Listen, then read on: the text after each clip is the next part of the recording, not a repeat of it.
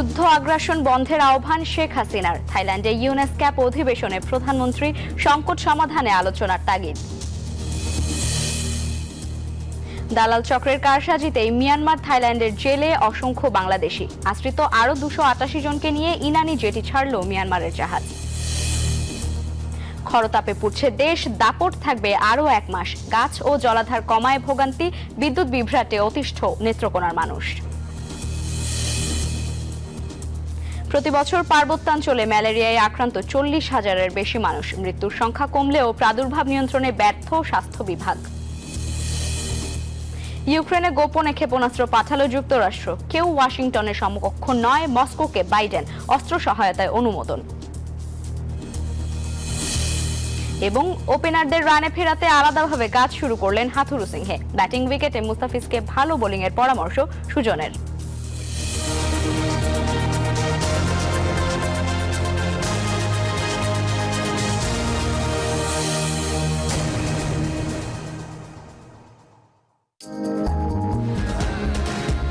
Rainbow Paints, ছড়াও জীবনের রং। দর্শক, স্বাগত জানাচ্ছি নিউজ 24 সকাল 10টার সংবাদে। সঙ্গে আছি আমি লাইবা জান্নাত। দেখছিলেন সংবাদ শিরোনাম। শব্দের আরেক নাম, একদম ইউনিক স্ট্রাকচারাল ডিজাইনের কসমিক ডোর। এর ওয়াল থিকনেস ও রিপ থিকনেস বেশি থাকায় থেকে 50 বছরেরও বেশি। কসমিক ডোর, নিশ্চিন্তে 50 বছর। চলমান রাশিয়া, ইউক্রেন, ইসরায়েল, ইরান, প্যালেস্টাইনের যুদ্ধ বন্ধ করতে বিশ্ব নেতাদের প্রতি আহ্বান জানিয়ে প্রধানমন্ত্রী শেখ হাসিনা বলেছেন, যুদ্ধ কখনো কোনো সমাধান দিতে পারে না। এটা অবশ্যই বন্ধ হওয়া উচিত। নারী, শিশু, সব বয়সী মানুষের শিকার হয়ে জীবন পর্যন্ত দিচ্ছে। বৃহস্পতিবার সকালে থাইল্যান্ডের ব্যাংককে এশিয়া ও প্রশান্ত মহাসাগরীয় বিষয়ক জাতিসংঘের সামাজিক ও অর্থনৈতিক কমিশনের সম্মেলনে এই আহ্বান জানান তিনি। বলেন, যুদ্ধের ভয়াবহতা আমি জানি। বাংলাদেশ কোনো যুদ্ধ চায় না। আলোচনার মাধ্যমে যে কোনো সমস্যার সমাধান করা সম্ভব। যারা এখনো বিভিন্নভাবে কষ্ট পাচ্ছেন যুদ্ধের কারণে, তাদের দিকে চোখ রেখে বিশ্ব নেতাদের যুদ্ধ বন্ধের উদ্যোগ নেওয়া উচিত। এছাড়া রোহিঙ্গা সংকট মোকাবিলা ও মিয়ানমারে অভ্যন্তরীণ সংঘাত নিয়ন্ত্রণে আসিয়ানকে ভূমিকা রাখারও আহ্বান জানিয়েছেন শেখ হাসিনা। বলেন, বাংলাদেশে গণতন্ত্র ও ন্যায় বিচার প্রতিষ্ঠা করেছে আওয়ামী লীগ সরকার। Side by side, I also want to mention the war is going on. Genocide is going on in Palestine. It must be stopped. War cannot give any solution, only loss of life. Children, women are the worst sufferer. Younger generation, they lost their life. Then why war? Wherever I go, I raise my voice because I face both experience, the wartime and as a refugee. So, please, I call upon the world leaders to stop the war. এই যে আমার bank RFL gas stove, এর scientific nozzle আর brush burner তাপকে সমানভাবে ছড়িয়ে খরচ বাঁচায় 25%। RFL gas stove নিরাপদ ও gas সাশ্রয়ী। 304 ফুড গ্রেড স্টেইনলেস স্টিলে তৈরি, যা নিশ্চিত করে জংবিহীন সিঙ্কের আজীবন নিশ্চয়তা। আরএফএল কিচেন সিঙ্ক, স্বাস্থ্যকর কিচেনের চিরস্থায়ী সমাধান। দর্শক, এবারে দেশের তাপ প্রবাহ ও তাপমাত্রার আরো খবর নিয়ে যুক্ত হচ্ছেন সহকর্মী আসিফ টিপু। লাইভে আপনাকে ধন্যবাদ। দর্শক, নিউজ 24 ওয়েদার আপডেটে আপনাদের সবাইকে স্বাগত জানাচ্ছি। সঙ্গে আছি আসিফ টিপু। খরতাপে পড়ছে দেশ, কবে কমবে গরম? এমন প্রশ্নের উত্তরে আবহাওয়াবিদ ও বিশেষজ্ঞরা বলছেন, এ থেকে মুক্তি পেতে অপেক্ষা করতে হবে আরো 1 মাস। অন্যদিকে সবুজের হাহাকারে ঢাকায় বেড়েই চলেছে তাপমাত্রা, আর এই গরম অনুভূত হচ্ছে কয়েক ডিগ্রি বেশি। হাসান ওয়ালির রিপোর্ট। শহর জুড়ে গ্রীষ্মের খরতাপ, কাঠফাটা রোদে হাঁসফাঁস জনজীবনে। একে তো তাপদাহ, সঙ্গে যোগ হয়েছে জলীয় বাষ্পের আধিক্য। বৃষ্টি প্রত্যাশায় ধর্মীয় বিশ্বাস এবং প্রাচীন নানান লোকবিশ্বাসে চলছে প্রার্থনা। 1972 সালের পর 2023 ছিল উষ্ণতম বছর, যেখানে তাপমাত্রা রেকর্ড করা হয় 43 ডিগ্রি পর্যন্ত। চলতি বছর এরই মধ্যে 42.6 ডিগ্রি ছুঁয়েছে তাপমাত্রা। এপ্রিলেই 4 বার জারি করা হয়েছে তীব্র তাপপ্রবাহের সতর্কবার্তা। পঞ্চম ধাপের সতর্কতাও এখন সময়ের ব্যাপার মাত্র। গত বছর একটানা 23 দিন ছিল তীব্র তাপপ্রবাহ। আবহাওয়াবিদদের আশঙ্কা এবার ছাড়িয়ে যাবে সেই রেকর্ড। স্বস্তি মিলতে পারে জুনের শুরুর দিক থেকে। সামনে যদি বৃষ্টিপাত না হয়, এই অবস্থাটা অব্যাহত থাকে, তো 43 ডিগ্রি ছুঁয়ে যেতেও পারে। তুলনামূলকভাবে এপ্রিলের চাইতে মে মাসে বৃষ্টিপাতের প্রবণতাটা একটু বাড়ে। তো আমরা আশা করতেছি যে মে মাসে হয়তো বা বৃষ্টিপাতের প্রবণতাটা একটু বাড়বে, তখন হয়তো বা দেখা যাবে যে একটু সহনশীল পর্যায়ে চলে আসবে। দিনে দিনে ঢাকায় তাপমাত্রা বেশি হওয়া নিয়ে চিন্তিত নগর পরিকল্পনাবিদ থেকে শুরু করে নাগরিকরাও। সাধারণত তীব্র তাপপ্রবাহে ঘন বৃক্ষরাজি থাকলে গরম অনুভূত হয় কম। পরিবেশকে ধ্বংস করার তাৎক্ষণিকভাবে বিষয়টি পরীক্ষা করেও দেখালেন এই বিশেষজ্ঞ। তিনি বলছেন, দিনের দিনে ঢাকায় কমেছে সবুজের আওতা। কুলিং যে এলিমেন্টসগুলো আছে এগুলোকে দিনে দিনে ইনঅ্যাক্টিভ করে দিচ্ছি। আবার তাপমাত্রা যেসব কারণে বৃদ্ধি পায়, ওয়ার্মিং ফ্যাক্টরগুলোকে আমরা কয়েক গুণ মাল্টিপ্লাই করে ট্রিগারিং আপ করে দিচ্ছি। বলা যায় যে এরকম যে গাছপালা যেখানে বেশি থাকবে সেখানে তাপমাত্রা কমে, এটা আমরা সাধারণভাবেই জানি। আবার জলাধার বেশি থাকলে সেখানেও এক ধরনের ঠান্ডা অবস্থা সৃষ্টি হয়। একটি শহরে 20 ভাগ স্থান জুড়ে সবুজ থাকার কথা থাকলেও ঢাকায় এখন তার পরিমাণ নেমে এসেছে অর্ধেকে। হাসান ওয়ালি, নিউজ 24, ঢাকা। দর্শক, এবারে দেখে নিতে চাই বিভাগীয় শহরগুলোতে আজকে তাপমাত্রা কেমন থাকবে। আমরা দেখতে পাচ্ছি বিভাগীয় শহরগুলোতে রাজধানী ঢাকায় আজকে সর্বোচ্চ তাপমাত্রা 39.2 ডিগ্রি সেলসিয়াস এবং সর্বনিম্ন তাপমাত্রা 28.6 ডিগ্রি সেলসিয়াস। চট্টগ্রামে কিছুটা তাপমাত্রা আসলে কম দেখা যাচ্ছে, সর্বোচ্চ তাপমাত্রা 34.8 ডিগ্রি সেলসিয়াস এবং সর্বনিম্ন তাপমাত্রা 27.3 ডিগ্রি সেলসিয়াস। সিলেটে 33.3 ডিগ্রি সেলসিয়াস এবং সর্বনিম্ন তাপমাত্রা 25 ডিগ্রি সেলসিয়াস সেটি থাকবে। এবং ময়মনসিংহে সর্বোচ্চ তাপমাত্রা 37.3 ডিগ্রি সেলসিয়াস এবং সর্বনিম্ন তাপমাত্রা 26.8 ডিগ্রি সেলসিয়াস। অন্যান্য বিভাগীয় শহরগুলোর সর্বোচ্চ তাপমাত্রা এবং সর্বনিম্ন তাপমাত্রাও আমরা দেখে নিতে চাই।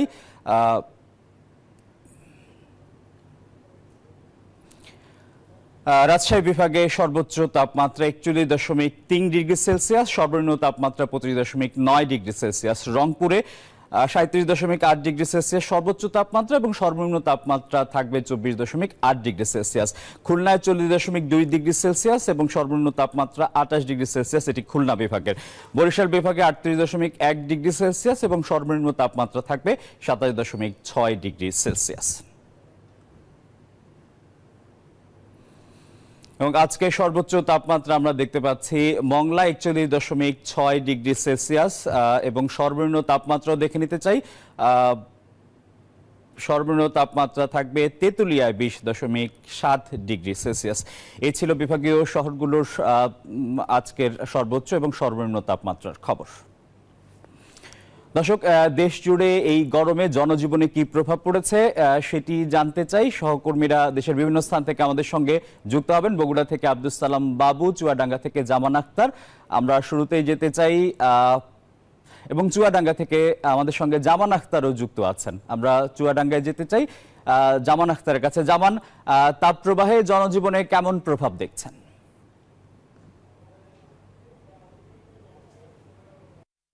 বলে রাখতে চাই যে গতকাল কিন্তু চুয়াডাঙ্গায় তাপমাত্রা রেকর্ড করা হয়েছে 41.2 ডিগ্রি সেলসিয়াস। তো এবছর কিন্তু এপ্রিলের শুরু থেকেই চুয়াডাঙ্গায় তাপদাহ বয়ে চলেছে। এর ভিতরে গত 15 দিন কিন্তু চুয়াডাঙ্গার তাপমাত্রা অসহনীয় পর্যায়ে পৌঁছে যায়। তো এই অবস্থায় আবহাওয়া অফিস কিন্তু বরাবরের মতোই এখনো কিন্তু আমাদের বৃষ্টিপাতের কোনো সুখবর দিতে পারেনি, যে কারণে জনজীবনে এক ধরনের স্থবিরতা নেমে এসেছে। আমি চুয়াডাঙ্গার বড় বাজারে অবস্থান করছি। এই এলাকায় দেখেছি যারা খেটে খাওয়া মানুষ আছেন, শ্রমজীবী মানুষ আছেন, রিক্সাওয়ালা, ভ্যানওয়ালা যারা আছেন, তারা কিন্তু অনেকটাই তাদের পেশাগত কাজে হাঁপিয়ে উঠছেন। অল্প কিছুক্ষণ পরপরই বিশ্রামের জন্য বাজারের আশপাশের যেসব গাছপালা আছে তার নিচে, বিশেষ করে ছায়াযুক্ত এলাকায় বিশ্রামের জন্য বসে যাচ্ছেন। তারা যথাযথভাবে তাদের পেশাগত দায়িত্ব পালন করতে পারছেন না, ফলে অনেকটাই তাদের আয়ের পথ সংকুচিত হয়ে আসছে। তো চুয়াডাঙ্গাতে তাপদাহের কারণে, যেহেতু চুয়াডাঙ্গা কৃষি প্রধান এলাকা, তো চুয়াডাঙ্গার কৃষিতেও কিন্তু এর একটা বড় প্রভাব পড়েছে। চলতি বোরো মৌসুমে কিন্তু কৃষকরা যেটি বলছেন তাদের উৎপাদনে এক ধরনের ঘাটতি দেখা দিতে পারে। তো এই অবস্থায়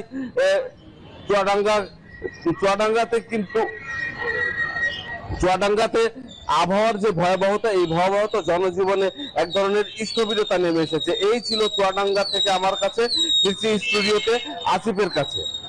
জামান, আপনাকে ধন্যবাদ। দর্শক, একই খবর জানতে আমরা যাব বগুড়ায় আব্দুস সালাম বাবুর কাছে। আশা করছি বড় পর্দায় বাবুকে দেখা যাবে। বাবু, কি অবস্থা দেখছেন বগুড়ায়? বেশ কয়েকদিন ধরে তীব্র তাপ প্রবাহ চলছে বগুড়াতে, জনজীবনের প্রভাব কি দেখছেন?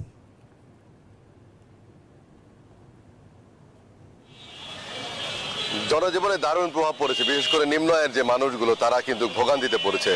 বৃষ্টির দেখা নেই এবং তীব্র গরমে জনজীবন অতিষ্ঠ হয়ে উঠেছে, যার কারণে প্রাণীকুল সহ মানুষজন সবখানেই কষ্টের শিকার হচ্ছে।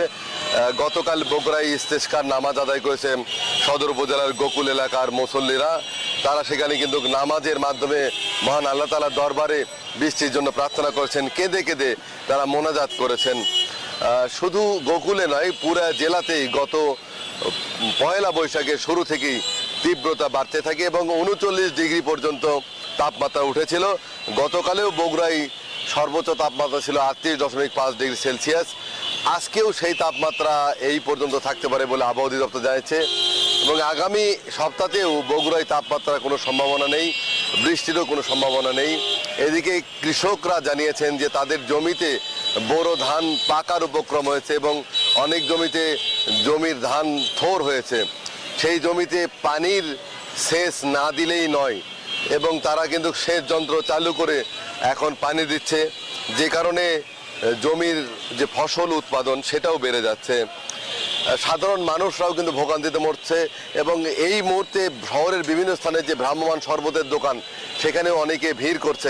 চিকিৎসকরা বলছে যে এই বিষয়টিকে কিন্তু অবশ্যই তাদের সতর্কতার সাথে শরবত খাওয়া উচিত, কারণ যে বরফ দিয়ে শরবত তৈরি করা হচ্ছে, যে বরফের পানি, সেখানে ব্যাকটেরিয়া থাকতে পারে, যার কারণে রাস্তাঘাটে যত শরবত পান না করা।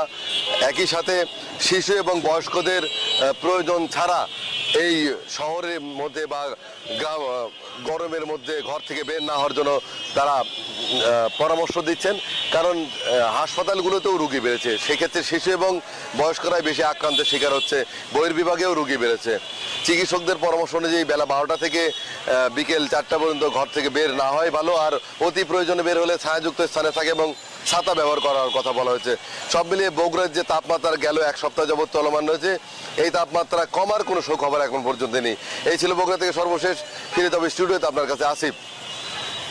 বাবু, আপনাকে ধন্যবাদ। দর্শক, বগুড়া থেকে শুনছিলাম সহকর্মী আব্দুস সালাম বাবুর কাছ থেকে রাজধানীতে তাপমাত্রার কি প্রভাব পড়েছে সেই খবর জানাতে প্রেস ক্লাব এলাকা থেকে আমাদের সঙ্গে সরাসরি যুক্ত আছেন সহকর্মী মাসুদা লাবনী। মাসুদা লাবনী, কি অবস্থা দেখছেন? যদিও এখন সকাল 10টা বাজে, খুব বেশি গরম এখন অনুভূত হচ্ছে না, তারপরেও জনজীবনে এই অস্বস্তিকর গরমে বেশ প্রভাব পড়েছে। রাজধানী ঢাকার চিত্র কি?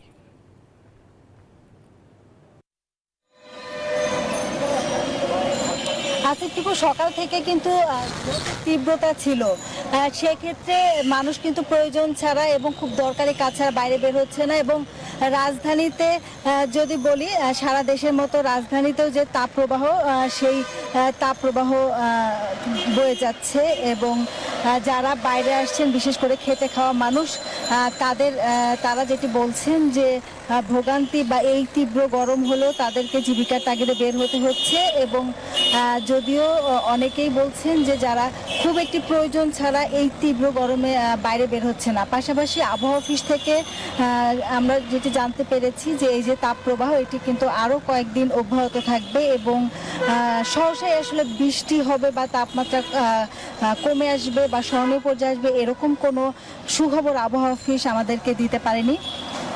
তবে এই মাসের শেষের দিকে হয়তো বা বৃষ্টিপাত হতে পারে, সেটিও কিন্তু আবহাওয়া অফিস এখনো স্পষ্ট কোনো বার্তা দিতে পারেনি।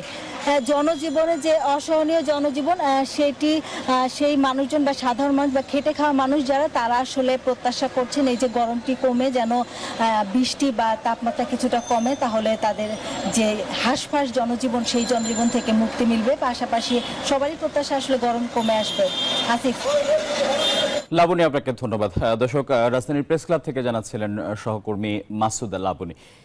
তীব্র গরমে বিদ্যুৎ বিভ্রাটে অতিষ্ঠ নেত্রকোনার মানুষ, সবচেয়ে বেশি বিপাকে গ্রামাঞ্চলের মানুষ। তারা জানান দিনে মাত্র 2 ঘন্টার মতো বিদ্যুৎ সরবরাহ থাকে। নিয়মিত বিল পরিশোধ করলেও লোডশেডিং না কমায় ক্ষুব্ধ গ্রাহকরা। বিদ্যুৎ বিভাগ জানিয়েছে কয়েক সপ্তাহের তাপপ্রবাহে চাহিদা অনুযায়ী সরবরাহ কম থাকায় সহসা সমাধান হচ্ছে না। সোহান আহমেদ কাকনের পাঠানো তথ্য ছবিতে, ডেস্ক রিপোর্ট। কি দিন কি রাত চলছে বিদ্যুতের যাওয়া আসা খেলা, তাই খোলা আকাশের নিচে ভরসা হাত পাখা, রাতে বিকল্প চার্জার লাইট। কয়েক সপ্তাহ ধরে অস্বাভাবিক গরমে নেত্রকোনায় বেড়েছে বিদ্যুতের চাহিদা, কিন্তু সরবরাহ কম থাকায় হচ্ছে লোডশেডিং। বিদ্যুৎ বিভ্রাটে অতিষ্ঠ গ্রাহকরা। বিদ্যুৎ একবারই অতিষ্ঠ করে ফেলতেছে যে আমরা তো ইলেকট্রিশিয়ান কাজ করি, যে কাজের যে টাকাতে রাখছি লেবার আর মিস্ত্রি হচ্ছে সারাদিন বসে থেকে কাজ করতে পারে না। সারাদিন 24 ঘন্টার মধ্যে মাত্র 2-3 ঘন্টা বিদ্যুৎ থাকে। গরমের লাগে ঘরে ঘুমাইতে পারি না, থাকতে পারি না। দিবা বলি 10 মিনিট 15 মিনিট দেয় না, নেই পরে জায়গায় 1 ঘন্টা 2 ঘন্টা 3 ঘন্টা। নেত্রকোনা ও সুনামগঞ্জের 11 উপজেলায় পল্লী বিদ্যুৎ ও পিডিবির গ্রাহক 7 লাখেরও বেশি। শুধুমাত্র নেত্রকোনা পৌর শহরে পিডিবির আওতায় 55,000 গ্রাহক 24 ঘন্টায় 12 থেকে 14 ঘন্টা বিদ্যুৎ পেলেও গ্রামাঞ্চলের অবস্থা একেবারেই নাজুক। নিয়মিত বিল পরিশোধ করেও বিদ্যুৎ না পেয়ে ক্ষোভ জানিয়েছেন স্থানীয়রা। বিদ্যুতের অনেক ঘাটতি, ঠিক আছে, আমরা দিনভর কষ্ট করে যাই, সন্ধ্যার সময় বিদ্যুৎ থাকে না, মানে গরমের সময় খুব ঘুমাইতে কষ্ট। আমার মনে হয় মানুষের অবস্থা খুবই গুরুতর, বিশেষ করে শিশু ও বৃদ্ধরা অসুস্থ হয়ে পড়ছে। জাতীয় গ্রিডে সরবরাহ কম থাকায় চাহিদা অনুযায়ী মিলছে না বিদ্যুৎ, ফলে বিভ্রাট বাড়ছে বলে জানিয়েছে বিদ্যুৎ বিভাগ।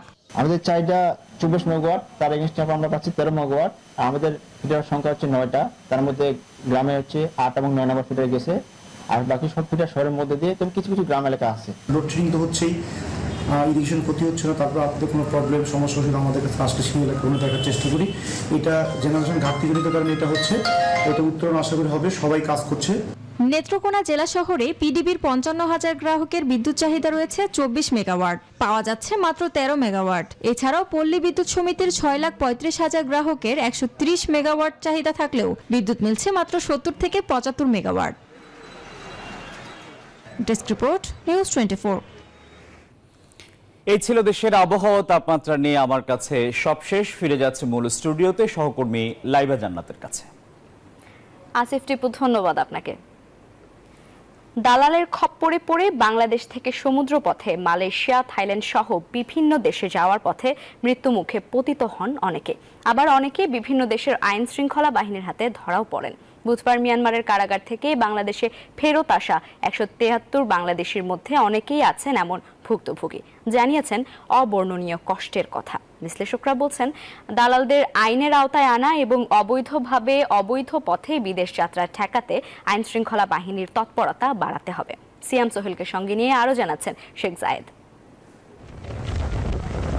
কম খরচে সুন্দর ভবিষ্যৎ গড়তে স্বপ্নের প্রবাসে অনেকেই দালালের হাত ধরে এমন জীবন ঝুঁকি নিয়ে সমুদ্র পথে যাত্রা করেন। এই স্বপ্নযাত্রা কখনো কখনো অনেকের জন্য হয়ে যায় মৃত্যুযাত্রা। কেউ কেউ অবৈধ অনুপ্রবেশকারী হিসেবে ধরা পড়েন বিভিন্ন দেশের আইন শৃঙ্খলা রক্ষাকারী বাহিনীর হাতে, জীবন কাটাতে থাকেন কারাগারে। পৃথিবীতে এমন বাংলাদেশি কত, তার স্পষ্ট হিসেবও নেই।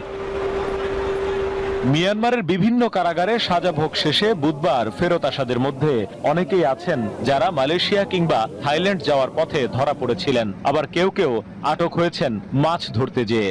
আমরা সাগরে মাছ ধরতে গেছি, মাছ ধরার জন্য আমরা সাগর থেকে চলে আসতেছি মায়ানমার থেকে। উনি আমরা বাংলাদেশের বর্ডার ঢুকে গেছি, আমরা ওখান থেকে আমাদের নিয়ে গেছে। দাম ছবি বেরি ওরে 5 বছর জেল মারি দিয়েছে আমরা। যারা ফেরত এসেছেন তাদের পরিবারে এখন আনন্দের বন্যা। আমাদের বাংলাদেশ সরকার জানিয়েছে তাদের কাছে হাজার হাজার ঋণী। আল্লাহর রহমত যাতে তাড়াতাড়ি ফিরে আসতে পারছে, এটা তো আল্লাহর শুকরিয়া। যাদের স্বজন আসেনি তারা এখনো আশায় বুক বেঁধে আছেন। ছবি হাতে কান্না জড়িত কণ্ঠে বৃদ্ধা হাসিনা জানান, সন্তানকে ফিরে পেতে দালালকে দিয়েছিলেন 3 লাখ টাকা। 10 বছর গে মানুষ আইয়ার, 11 বছর গে মানুষ আইয়ার, হইয়ার তো আইয়ার না নয়ার আই সাইট আই। বাপা মারা গিয়ে আজ 2 বছরের ফুটে গা সারা শরীর জারি বেলা অসুখ 3 জায়গায় আই এখন 3 জায়গায় বিশ্বাস নাই। বিশ্লেষকরা বলছেন, অবৈধ পথে বিদেশ যাত্রা ঠেকাতে এবং দালালদের ধরতে আইন শৃঙ্খলা বাহিনীর চেষ্টা অপ্রতুল। আমরা প্রতি বছর দেখতে পাচ্ছি যে একটাই করিডোর, সেটা হচ্ছে যে ডাকনদী এবং গুমডুম করিডোরটা। তো এখানে আইন শৃঙ্খলা রক্ষাকারী বাহিনীর একটা ব্যর্থতা আছে, আবার হচ্ছে যে একটা টেকনিক্যাল গ্যাপ, কৌশলগত একটা গ্যাপ আছে। ইকুইপমেন্ট দিয়ে, লজিস্টিক থট দিয়ে যেভাবে চিন্তা করা উচিত, আমার মনে হয় ওনারা সেটা করতে পারছেন না। এক হচ্ছে মানুষের নিজের যাওয়ার প্রবণতা বা আগ্রহ, মরিয়া একটা ভাব, এবং সেটা সুযোগটা পাচারকারীরা নিচ্ছে। কক্সবাজারের আশেপাশে যেসব আমাদের সীমান্ত বাহিনীগুলো রয়েছে, নৌবাহিনী রয়েছে, বর্ডার গার্ড রয়েছে, তারা সবাই কিন্তু এগুলো জানেন এবং আমাদের গোয়েন্দা সংস্থাগুলো জানে যে প্রবণতাটা আছে। তো সেই অনুযায়ী যথেষ্ট তৎপরতা আছে বলে আমাদের মনে হয় না। মিয়ানমারের কারাগারে আরো বাংলাদেশি যারা আছেন তাদের ফিরিয়ে আনার বিষয়ে কাজ করবে বাংলাদেশ, জানিয়েছেন পররাষ্ট্র মন্ত্রণালয় সম্পর্কিত স্থায়ী কমিটির এই সদস্য। অনেকেই আমাদের কাছে আবেদন করেনি অথবা পররাষ্ট্র মন্ত্রণালয়ে আবেদন করেনি, আবার অনেকেই দেখা গেছে কি আবেদন করার পরও নাম বিভ্রাট এবং স্থান বিভ্রাটের কারণে অনেককে আনা সম্ভব হয়নি। এখানকার আইডি কার্ড থাকলে আইডি কার্ড অথবা মা বাবা অথবা জমির ল্যান্ড খতিয়ান সহ ন্যাশনাল ইউনিয়ন পরিষদের সার্টিফিকেট সহ আমি সকলকে বলবো, বিশেষ করে কক্সবাজার জেলাবাসীকে, আপনারা আমার সাথে যোগাযোগ করুন। মিয়ানমার থেকে ফেরত আসা 173 জনের মধ্যে কক্সবাজার জেলার 129 জন, বান্দরবানের 30 জন, রাঙামাটির 7 জন, খাগড়াছড়ি, নোয়াখালী, নারায়ণগঞ্জ, চট্টগ্রাম, রাজবাড়ী, নরসিংদী, নীলফামারী জেলার 1 জন করে বাসিন্দা আছেন। এর মধ্যে 3 জন নারীও আছেন। শেখ জায়েদ, নিউজ 24। আশ্রিত মিয়ানমারের বর্ডার গার্ড পুলিশের সদস্য সহ 288 জনকে ফেরত পাঠিয়েছে বাংলাদেশ। সকাল 7টায় বিজিবি ও কোস্ট গার্ডের তত্ত্বাবধানে কঠোর নিরাপত্তা ব্যবস্থার মধ্য দিয়ে তাদের বহনকারী একটি টাগবোট কক্সবাজারের নুনিয়ারছড়া BIWTA জেটি ঘাট ছেড়ে যায়। তাদেরকে উঠিয়ে দেওয়া হয় মিয়ানমার নৌবাহিনীর জাহাজ চিনডুইনে। বাংলাদেশের পক্ষে ছিলেন বিজিবির রিজিয়ন কমান্ডার, কোস্ট গার্ডের চট্টগ্রাম পূর্ব জোনের জোনাল কমান্ডার, বিজিবির রামো সেক্টর কমান্ডার সহ অন্যান্য কর্মকর্তারা। এর মধ্যে গত 15 ফেব্রুয়ারি নৌপথে ফের পাঠানো হয় 330 জনকে। সকাল 10টার সংবাদে নিচ্ছে একটি বিরতির সাথে থাকুন।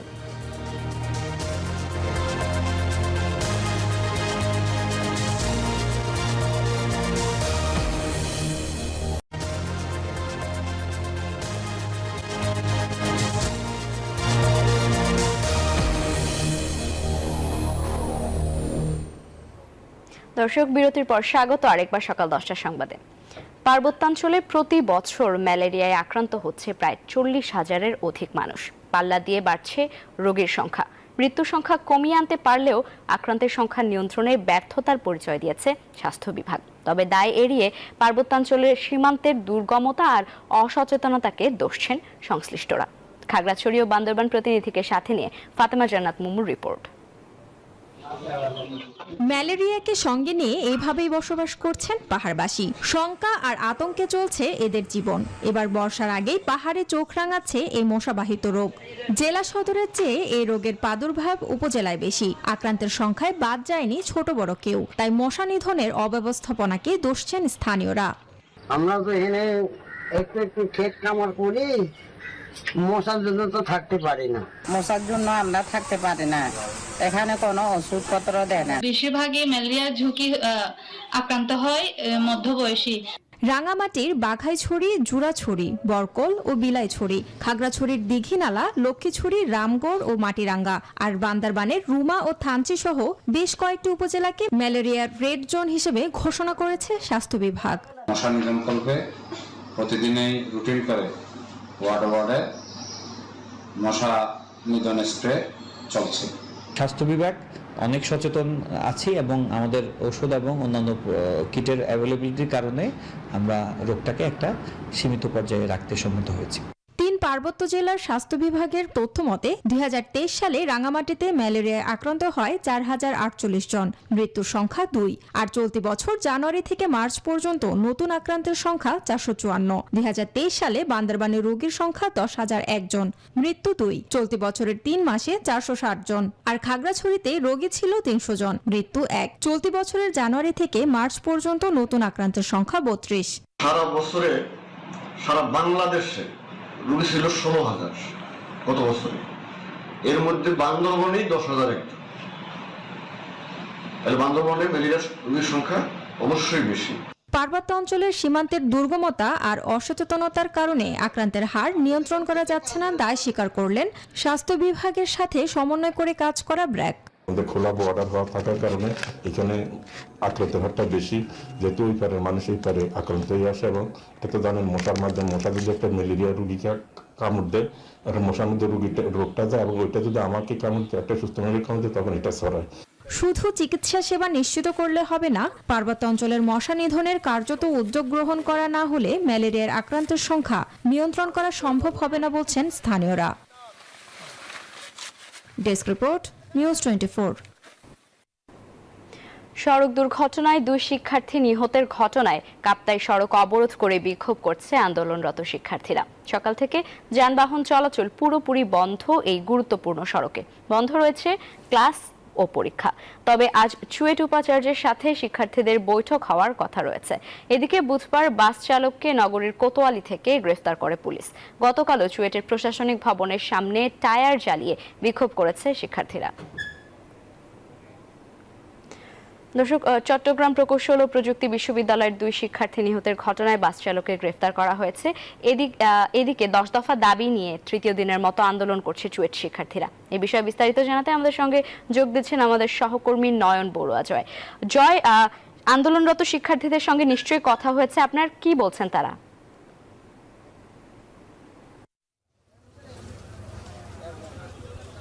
ধন্যবাদ লাইবা আপনাকে। আপনি 10 দফা যে দাবির কথা বলেছেন, সেই 10 দফা দাবিতে তারা অনড় আছে এখনও। তাদের যে আন্দোলন, তারা সকাল থেকে সড়কে নেমেছে। কাপ্তাই চট্টগ্রাম সড়কে গুরুত্বপূর্ণ একটি সড়ক। এই সড়ক দিয়ে রাঙ্গুনিয়া, রাউজান আর কাপ্তাই যারা বাসিন্দা আছেন, যারা চাকরিজীবী আছেন, তারা এই সড়ক দিয়ে চলাচল করে। এখানেই কিন্তু আসলে 4 দিন ধরে, আজকে 4র্থ দিন চলছে। 4র্থ দিন পর্যন্ত এই সড়ক অবরোধ করে তাদের বিক্ষোভ আমরা দেখছি। এখনও পর্যন্ত সেই বিক্ষোভ তাদের অব্যাহত রেখেছেন। যান চলাচল একেবারে বন্ধ রয়েছে, পরিবহনগুলো দাঁড়িয়ে আছে, কিন্তু কোনোভাবে তারা চুয়েটের যে সড়ক গেছে সেই সড়ক দিয়ে তারা যেতে পারছে না, যেহেতু সড়কের উপরে গাছ ফেলে তারা এখানে অবরোধ করছে। সড়কটি অবরোধ করে রেখেছে, দেখতে পাচ্ছেন বড় বড় গাছ ফেলে রেখেছে সড়কের উপরে। তার কারণে যানবাহন চলাচল একেবারে বন্ধ। শিক্ষার্থীদের অবস্থান আমরা দেখছি, সড়কের উপরে তাদের অবস্থান এখনো পর্যন্ত আছে। তবে একটু পরে আমরা যতটুকু জেনেছি একটা বৈঠক হতে পারে প্রশাসনের সাথে, বিশ্ববিদ্যালয়ের প্রশাসন সাথে শিক্ষার্থীদের, আন্দোলনরত শিক্ষার্থী যারা আছে তাদের সাথে একটা বৈঠক হতে পারে। সেই বৈঠকে কিছুটা সিদ্ধান্ত আসতে পারে বলে আমরা জানতে পেরেছি। তো এই ছিল আমার এখানকার সর্বশেষ। ফিরে যাচ্ছি স্টুডিওতে লাইবার কাছে। জয়, ধন্যবাদ আপনাকে। দর্শক, খান নাই তাহলে তো নুডলসই খান নাই। নুডলস খান নাই তো নুডলসই খান নাই। দর্শক, সকাল 10টার সংবাদে নিচ্ছে আরো একটি বিরতি, সাথেই থাকুন।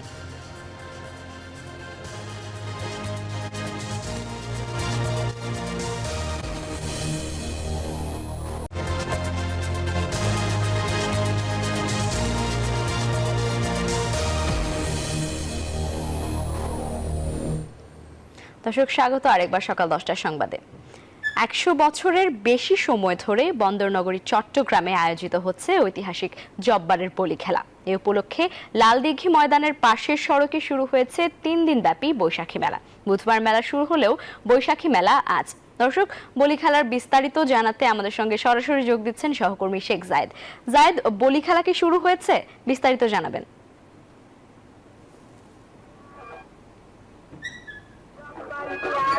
ধন্যবাদ আপনাকে। 115তম বলি খেলা আজ বিকেল 4টায় শুরু হবে ঐতিহাসিক লালদিঘি মাঠে। আমি আছি এই বলি খেলা উপলক্ষে আয়োজিত মেলা এবং যেখানে খেলা হবে সেই খেলার যে মঞ্চের পাশে লালদিঘি মাঠের পাশে মেলা চলছে। আর লালদিঘি মাঠ যেটি ঐতিহাসিক, এই মাঠে বলি খেলার জন্য যে মঞ্চটি করা হয়েছে সেই মঞ্চটি হচ্ছে এটি। এই মঞ্চে মূলত বলি এক ধরনের কুস্তি খেলা। মূলত এই কুস্তিগিররা এখানে প্রতিযোগিতায় অবতীর্ণ হবেন। বিকেল 4টায় খেলা শুরু হয়ে মোটামুটি 2-2.5 ঘন্টা 3 ঘন্টা এই খেলা চলবে এবং পরবর্তীতে এখান থেকে যিনি বিজয়ী হবেন, বিজয়ীর নাম ঘোষণা করা হবে এই মঞ্চ থেকে। চট্টগ্রামের যারা বিশেষজ্ঞরা রয়েছেন তারা এখানে উপস্থিত থাকবেন। রেলপথ মন্ত্রণালয়ের স্থায়ী কমিটির সভাপতি ফজলে করিম চৌধুরী এবং চট্টগ্রামের সাবেক মেয়র আজম নাসিরউদ্দিন সহ এখানে অতিথিবৃন্দরা থাকবেন। পাশে দেখবেন যে বৈশাখী মেলা অনুষ্ঠিত হচ্ছে ঠিক এই লালদিঘি ময়দানের আশপাশে যে রাস্তাগুলো রয়েছে, প্রতিটি রাস্তায় একেবারে এরকম মেলার আয়োজন রয়েছে। নানান ধরনের সামগ্রী পাওয়া যাচ্ছে এই মেলায়। প্রতি বছর এখানে আসলে মানুষজন অপেক্ষা করেন কখন এই বৈশাখী মেলাটি আসবে, কখন জব্বারের বলি খেলা আসবে। এবং জব্বারের বলি খেলা ঘিরে এই মুহূর্তে প্রচন্ড তাপ প্রবাহের মধ্যে একটি এলাহি কাণ্ড চলছে বলা চলে চট্টগ্রামে। কারণ এই বৈরী আবহাওয়ার মধ্যে কিন্তু মানুষজনের ভিড় আছে, মানুষজন আসছেন আজকের দিনটির জন্য যারা অপেক্ষা করেন। মেলায় কিন্তু বিভিন্ন বয়সী মানুষজন আসছেন, কেনাকাটা করছেন। এই হচ্ছে আমার কাছে চট্টগ্রাম থেকে ফিরতি স্টুডিওতে আপনার কাছে। ধন্যবাদ জায়েদ আপনাকে। দর্শক, এবারে জানাবো আন্তর্জাতিক সংবাদ। সাম্প্রতিক সপ্তাহগুলোতে রাশিয়ার বিরুদ্ধে যুদ্ধে ব্যবহারের জন্য ইউক্রেনে গোপন ক্ষেপণাস্ত্রের চালান পাঠিয়েছে যুক্তরাষ্ট্র। এক মার্কিন কর্মকর্তার বরাতে এ তথ্য জানিয়েছে বিবিসি। এদিকে ওয়াশিংটনের সমকক্ষ কেউই নয় বলে বুধবার মস্কোকে ইঙ্গিত করে মন্তব্য করেছেন মার্কিন প্রেসিডেন্ট জো বাইডেন। ইউক্রেন ইসরায়েলের সামরিক সহায়তা প্যাকেজে স্বাক্ষর করেছেন তিনি। বুধবার বিবিসির এক প্রতিবেদনে বলা হয়, সাম্প্রতিক সপ্তাহগুলোতে ক্রিমিয়ায় রুশ লক্ষ্যবস্তুতে আঘাত হানার জন্য ইউক্রেনে গোপনে দূরপাল্লার ক্ষেপণাস্ত্রের চালান পাঠিয়েছে যুক্তরাষ্ট্র। এ প্রসঙ্গে মার্কিন জাতীয় নিরাপত্তা উপদেষ্টা জেক সুলিভান বলেন, এসব ক্ষেপণাস্ত্র এরই মধ্যে 2 বার ব্যবহার করেছে ইউক্রেন।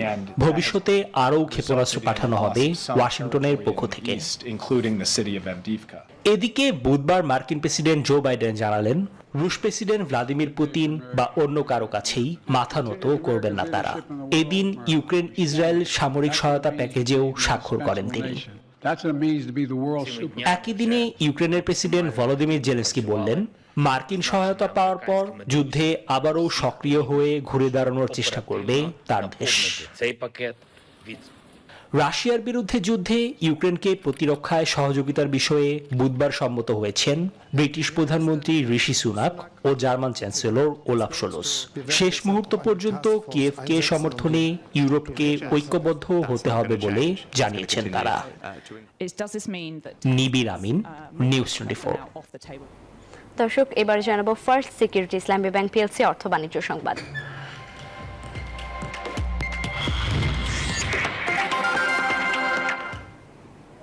কানাডায় বিদ্যুৎ চালিত গাড়ি উৎপাদন বাড়াতে নতুন কারখানা স্থাপন করতে যাচ্ছে জাপানের অটোমোবাইল কোম্পানি হোন্ডা।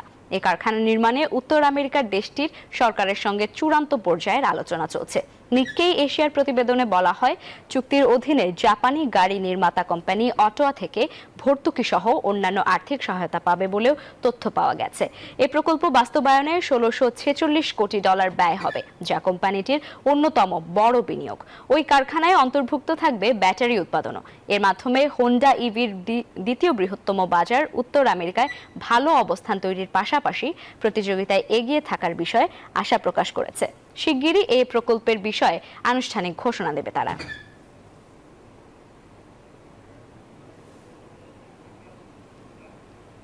দর্শক, সকাল 10টার সংবাদে নিচ্ছে আরো একটি বিরতি, সাথে থাকুন।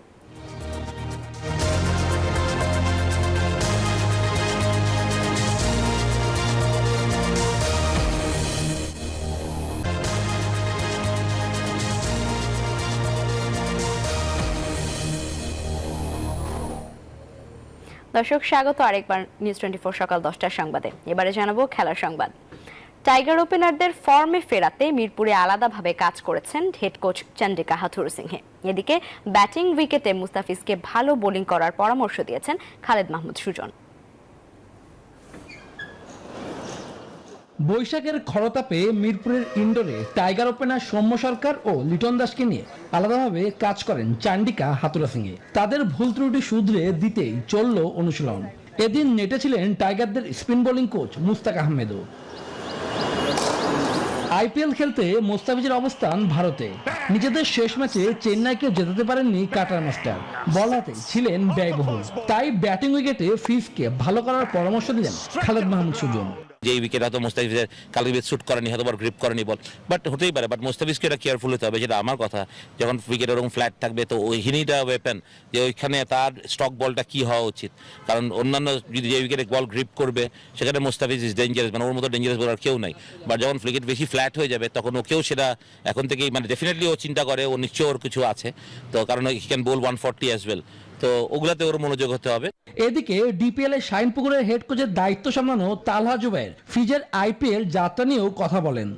মুস্তাফিজ যদি যেই ফর্মে এখন আইপিএলে খেলেছে, যেই ফর্মেও আছে, ও যদি সেম জিনিসটাই কন্টিনিউ করতে পারে বাংলাদেশের পরে, আমাদের জন্য গুড ইনাফ হবে। আন্তর্জাতিক অঙ্গনে কাটার মাস্টারকে ধারাবাহিক হতেও পরামর্শ দিলেন। আপনি সব ম্যাচ ভালো খেলবেন না, 2-1টা ম্যাচ এদিক ওদিক হতে পারে, কিন্তু মুস্তাফিজের কাছে যেহেতু আমাদের আশাটা অনেক, এই কারণে আমরা মুস্তাফিজ একটু খারাপ খেললে এটা আমাদের কাছে চোখে পড়ে। সো এইটা বাড়তি প্রেশার একটা ওর উপরে, কিন্তু আমার মনে হয় না ওই প্রেশারটা নেয়, ও চেষ্টা করে সব ম্যাচেই ভালো খেলতে।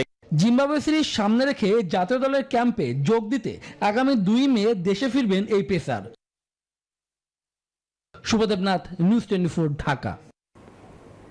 বসুন্ধরা অফিসার্স ক্লাব আয়োজিত Gani marble tiles smash out badminton টুর্নামেন্টে চ্যাম্পিয়ন হয়েছেন জাকারিয়া ও ফয়সাল জুটি। এ টুর্নামেন্টে শিরোপা জিতে উচ্ছ্বসিত চ্যাম্পিয়ন দলের খেলোয়াড়রা। ইস্ট ওয়েস্ট মিডিয়া গ্রুপের প্রেস ইউনিটে অনুষ্ঠিত হলো জমজমাট badminton tournament. Bashundhara officers club আয়োজিত এই টুর্নামেন্টে মেন্স ডাবলসে চ্যাম্পিয়ন হয় জাকারিয়া ও ফয়সাল জুটি। বুধবার সন্ধ্যায় টুর্নামেন্টের প্রথম সেমিতে নূর আলম সিদ্দিকী ও নাভিদ আহসান অনি জুটিকে হারিয়ে ফাইনালে ওঠেন সাকুয়াত হোসেন ও মুক্তার হোসেন জুটি। আরেক সেমিতে জাকারিয়া আর ফয়সাল জুটি হারায় ফায়াজ ও সাকুয়াত বাবু জুটিকে। এরপরই শুরু হয় শিরোপার লড়াই। সাকুয়াত হোসেন ও মুক্তার হোসেন জুটিকে হারিয়ে চ্যাম্পিয়ন হন জাকারিয়া ও ফয়সাল জুটি। ম্যাচ শেষে তারা বলেন দারুণ উপভোগ করেছেন এই টুর্নামেন্ট। বসুন্ধরা গ্রুপকে ধন্যবাদ, এরকম একটা মাঠ থাকার জন্য আমরা এই স্পেসে খেলতে পারছি। এই হাড্ডাহাড্ডি লড়াইয়ের মাঝে খেলায় আমরা জয়ী হয়েছি, এজন্য আমরা খুব প্রাউড ফিল করছি। অপোনেন্ট খুবই ভালো খেলে, তো আমরা তার ফাঁকে আমরা অনেক ভালো খেলেছি। যারা আমাদেরকে সাপোর্ট দিয়েছে সবাইকে ধন্যবাদ, আর যারা অর্গানাইজ করছে খেলাটা তাদেরকে অসংখ্য ধন্যবাদ। এবিজি বসুন্ধরার সিএফও নূর আলম সিদ্দিকী জানান এ ধরনের টুর্নামেন্ট আরো আয়োজন করতে চান তারা। আমরা আশা রাখি এই টুর্নামেন্ট আরো জমজমাট হবে, আগামী বছর আবার দেখা হবে। Thanks Bashundhara, thanks Gani marble tiles. আর প্রধান অতিথি বসুন্ধরা গ্রুপের ব্যাংকিং বিভাগের chief operating officer Rajib Samad জানান এমন আয়োজনে উপস্থিত থাকতে পেরে আনন্দিত তিনি। এই খেলাধুলার ধারাবাহিকতায় খেলাধুলার স্পিডটা আমরা কর্মক্ষেত্রে কাজে লাগিয়ে যাতে সকলে একটা স্পোর্টিং স্পিড আমরা রাখতে পারি, ধরে রাখতে পারি, এটার একটা প্রয়াস। ফাইনাল ম্যাচ শেষে স্পন্সর কোম্পানির প্রতিনিধিদের হাতে ক্রেস্ট তুলে দেওয়া হয় এবং সকল খেলোয়াড়, চ্যাম্পিয়ন ও রানার আপ দলের খেলোয়াড়দের হাতে পুরস্কার তুলে দেওয়া হয়। সুগন সরকার, নিউজ 24, ঢাকা। 5 ম্যাচ সিরিজের চতুর্থ টি20 ম্যাচে বৃহস্পতিবার মাঠে নামবে স্বাগতিক পাকিস্তান ও নিউজিল্যান্ড। লাহোরে ম্যাচটি শুরু হবে বাংলাদেশ সময় রাত 8:30টায়। এর আগে তৃতীয় ম্যাচ জিতে সিরিজের সমতা এনেছে সফরকারী নিউজিল্যান্ড। রাওয়ালপিন্ডিতে সিরিজের প্রথম ম্যাচ বৃষ্টিতে ভেস্তে যাওয়ার দ্বিতীয় ম্যাচ জিতে নেয় পাকিস্তান 7 উইকেট। একই ব্যবধানে সিরিজের তৃতীয় ম্যাচ জিতে নেয় কিউইরা। আইপিএল ব্যস্ততার সাথে বিশ্রামে থাকা সিনিয়র ক্রিকেটারদের রেখে দ্বিতীয় সারির দল নিয়ে পাকিস্তান সফরে আসে নিউজিল্যান্ড। সেই দ্বিতীয় সারির দল নিয়েই পাকিস্তানের বিপক্ষে সিরিজ নিজেদের আধিপত্য দেখাচ্ছে কিউইরা।